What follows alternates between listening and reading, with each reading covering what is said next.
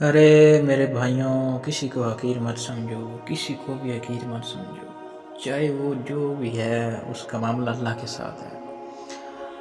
ہمارے لیے اس پر یہ نہیں ہے کہ ہم اس کو حقیر سمجھیں، ہمارے لیے یہ ہے کہ ہم اس سے محبت کریں، اس کو اپنے قریب کریں، اس کے لیے دعا کریں۔ نبی کی سیرت سے جو ہمیں سبق ملتا ہے وہ یہی ہے، اللہ کے نبی نے کبھی کسی کو دکھ دینے والا لفظ نہیں بولا، کبھی بھری مجلس میں کسی کو بلا کے اس کی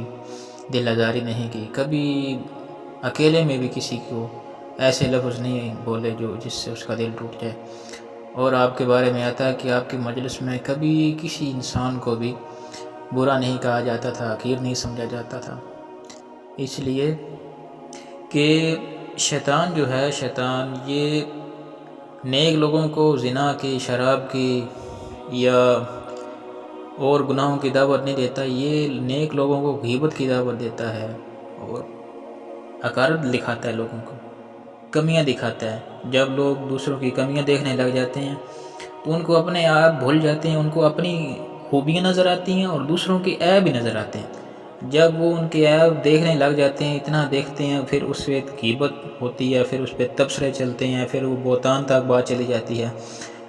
آدمی زنا سے، شراب سے اور جوئے سے اور جتنے گناہ بھی اکٹھے کیے جائیں، اتنا اللہ کی نظروں سے نہیں گرتا جتنا کسی کو حقیر سمجھنے کی وجہ سے اللہ کی نظر میں گر جاتا ہے۔ کیوں؟ پھر اللہ تعالیٰ فرماتے ہیں کہ اولئک کالانعام بل ہم اضل، کہ یہ جانور ہے نا، جانور کی بھی ایک حد ہے، یہ جانور نہیں، یہ جانور سے بھی بدتر ہو جاتے ہیں۔ کیا جانور تو اللہ کو پہچانتا ہے، اس کو تو پتہ ہے کہ میں نے یہ کرنا ہے، وہ اپنے علم کے خلاف نہیں کرتا، لیکن اللہ تعالیٰ یہاں فرما رہے ہیں کہ یہ جو کمیاں دیکھنے والے ہیں نا، یہ جانور نہیں بنتے، یہ جانوروں سے بھی نیچے چلے جاتے ہیں، یعنی کہ ان کی اللہ کی نظر میں کوئی قیمت ہی نہیں رہتی۔ اس میں جو سب سے زیادہ غیبت کرنے والا طبقہ ہے وہ شیطان کن کو دعوت دیتا ہے، اس کی نیک لوگوں کو دیتا ہے۔ اس کو پتہ ہے یہ شرابوں کی طرف نہیں آئیں گے، یہ زنا کی طرف نہیں آئیں گے،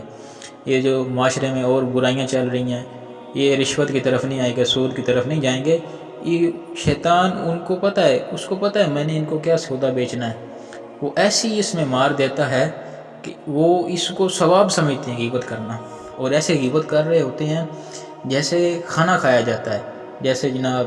پانی پیا جاتا ہے، جیسے چائے پی جاتی ہے، ایسے تفسیر ہوتے ہیں۔ تو میرے بھائیوں، اگر اپنے نبی کو کل منہ دکھانا ہے اور اپنے اللہ کے سامنے جانا ہے تو بھائیوں کسی کی کمی دیکھنا چھوڑ دو، کسی کی کمی دیکھنے سے بہتر ہے اپنی کمیاں دیکھ لو۔ کسی کی خوبیاں دیکھو گے تو اللہ تعالیٰ اس کی برکت سے وہ خوبی آپ کے اندر بھی پیدا کرے گا، اور خدا نہ خواستہ کسی کی کمی دیکھ کر اس کو آڑ دلائی، اس کو تانا مارا، تو پھر پتہ کیا ہوگا؟ مرنے سے پہلے اللہ تعالیٰ وہ عیب آپ کے اندر بھی پیدا کرے گا، تب موت اللہ دے گا آپ کو۔ تو میرے بھائیوں، بڑا نازک معاملہ ہے، بہت نازک معاملہ ہے یہ۔ جب فصل ہوتی ہے نا، فصل گندم کی فصل، تو جب ذمہ دار دیکھتا ہے نا اس کو، اس کی محنت بہت مہینوں کی محنت ہوتی ہے، لیکن جب اس کو کاٹنے کی باری آتی ہے، تھریشر لگایا جاتا ہے، تو وہ چند گھنٹوں میں فصل کو کاٹ کے رکھ دیتا ہے، اور اس فصل کی جگہ اس زمین پہ صرف بھوسا بچ جاتا ہے اور کچھ نہیں رہتا۔ اس مثال میں جو زبان کے بول ہیں، تانا ہے، غیبت ہے، کسی کو حقیر سمجھنا ہے، وہ اس ٹریکٹر کی مانند ہے، اس تھریشر کی مانند ہے کہ جو چلتی ہے جب فصل کو تو کاٹ کے رکھ دیتی ہے۔ اور فصل کی مثال دی ہے نیکیوں کی طرف، کہ جب تھریشر چلتا ہے تو وہ ایک منٹوں کے اندر، کچھ گھنٹوں کے اندر ہی وہ جناب فصل کو کاٹ دیتا ہے، پیچھے بھوسا رہ جاتا ہے۔ جب لوگ کسی کی کمیوں کو دیکھتے ہیں، حقیر سمجھتے ہیں، غیبت کرتے ہیں، تبصرے کرتے ہیں، بہتان لگاتے ہیں، تو وہ اپنی کمائی ہوئی نیکیوں کو اس طرح ہی صاف کر دیتے ہیں جیسے تھریشر پوری گندم کو چند گھنٹوں کے اندر صاف کر دیتا ہے اور پیچھے بھوسا رہ جاتا ہے۔ انسان کی نیکیاں بھی ایسے بھوسے کی طرح ختم ہو جاتی ہیں، بس اس کا بھوسا ہوتا ہے۔ بھوسے کی کیا قیمت ہوتی ہے؟ میرے بھائی دوست، ہم نے مر جانا ہے۔ موسیٰ علیہ السلام کے زمانے میں ایک دفعہ بارش رک گئی، تو موسیٰ علیہ السلام ساری قوم کو لے کر کوہ طور پہ چلے گئے۔ تو اللہ تعالیٰ سے اب غلام نے فرمایا یا اللہ بارش کر دے، جانور بھی مر رہے ہیں، انسان بھی مر رہے ہیں بھوکے۔ تو اللہ تعالیٰ نے فرمایا تیری قوم میں ایک بندہ ہے جس نے مجھے 40 سال سے ناراض کیا ہے، 40 سال سے مجھے